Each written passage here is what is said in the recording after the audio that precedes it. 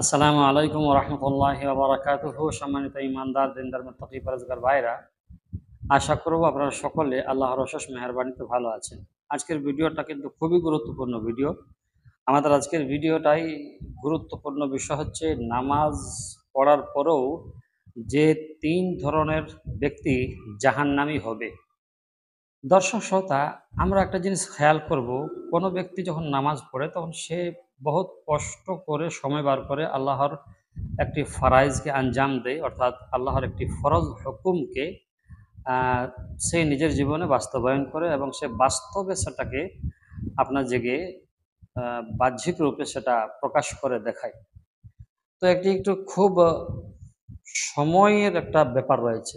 কত কষ্ট করে যেহেতু সে নামাজ পড়ছে, নামাজ পড়ার পরও যদি কেউ জাহান্নামী হয় বা জাহান্নামে যায়, তাহলে তার জন্য দুঃখ এবং কষ্টের সীমা থাকবে না।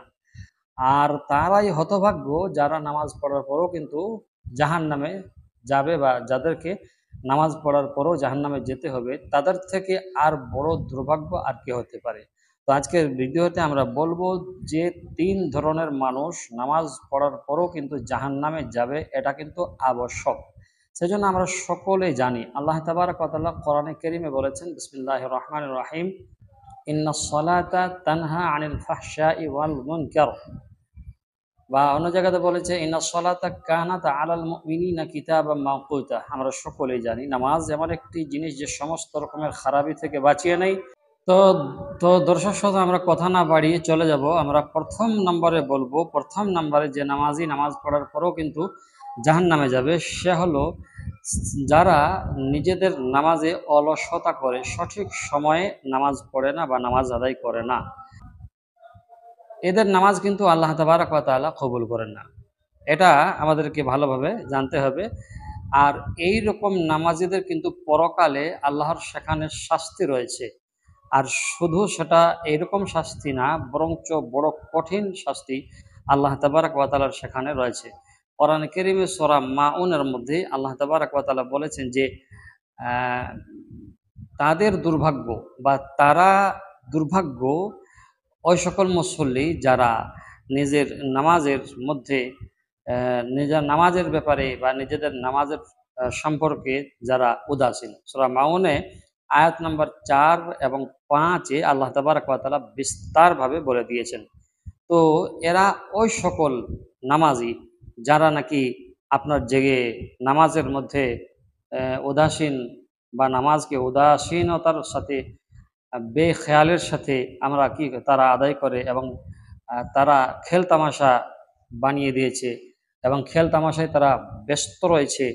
তো এইরকম লোক যারা রয়েছে, তারা বলা হয়েছে হতভাগ্য প্রথম আকার, যারা উদাস উদাস থাকে বা অলসতা করে।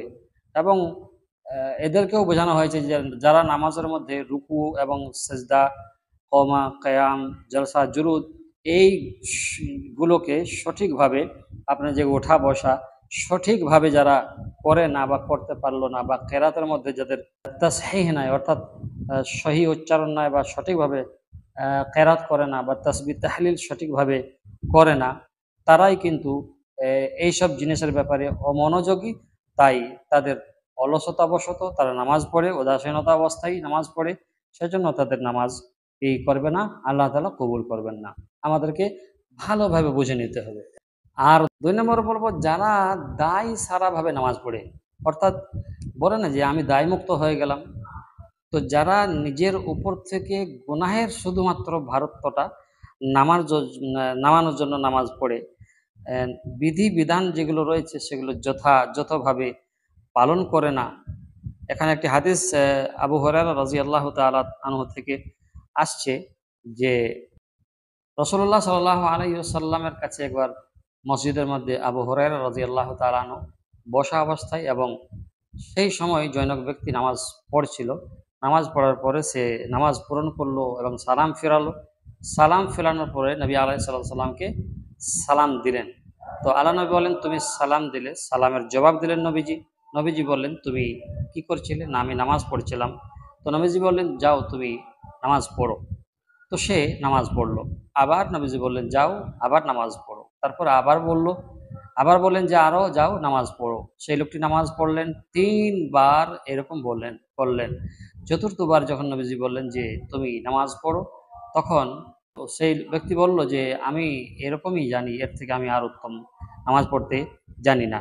তো রাসূলুল্লাহ সাল্লাল্লাহু আলাইহি ওয়াসাল্লাম সেই লোকটিকে বললেন যে যারা নামাজের মধ্যে আহ, রুকু সাজদা কমা কেয়াম জলসা জুলুস এইসবের মধ্যে কি করবে, যারা অলসতা করবে, এই লোকটিকে নবী আলাইহিস সালাম যখন 3 বার বললেন যে যাও পড়ো যাও পড়ো যাও পড়ো, তো সে যখন 3 বারই পড়লো তারপরেও সে হলো না। বুখারী শরীফের হাদিস রয়েছে 759 নম্বর হাদিসে। তো নবীজি বললেন যে তুমি যে নামাজটা পড়েছো সেই নামাজটা তোমার কিন্তু হয় না। তার মানে কি, তার নামাজে যে রুকু সেজদা কমা কেয়াম জলসা জুলুস ছিল, এগুলোতে সে ধীর স্থিরভাবে আদায় করতেছিল না, সে হয়তো তাড়াহুড়া করতেছিল। আর মানুষের মধ্যে সর্বাপেক্ষা বড় যে চোর বলা হয়েছে, ওই চোরকে বলা হয়েছে যারা নামাজের মধ্যে চুরি করে, তারা হলো সর্বাপেক্ষা চোর। তারা 2 নম্বরে আমরা জানলাম যারা দায় সারাভাবে অর্থাৎ দায়মুক্তভাবে যারা নামাজ পড়ে, যে নামাজই তো পড়তে হবে এই ভেবে যারা নামাজ পড়ে, তারাও কিন্তু জাহান্নামী হবে। 3 নম্বরে আমরা বলবো লোক দেখানো নামাজ, রিয়া। এই যে রিয়া, লোক দেখানো, এটা একটা মারাত্মক ব্যাপার এবং মারাত্মক জিনিস।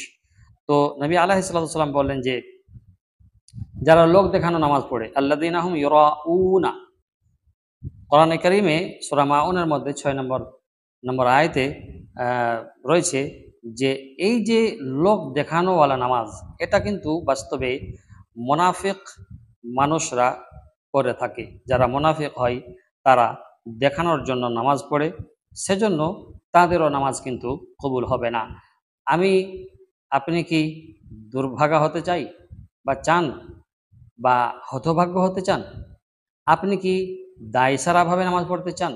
এত কষ্ট করে নামাজ পড়ছেন, এত সময় বার করে নামাজ পড়ছেন, এত কাজের মধ্যে দিয়েও আল্লাহর ইবাদত আপনি করছেন, আল্লাহর একটি ফরজ হুকুমকে আপনি পালন করছেন, আপনি কি যেনতেনভাবে পালন করে চলে যাবেন?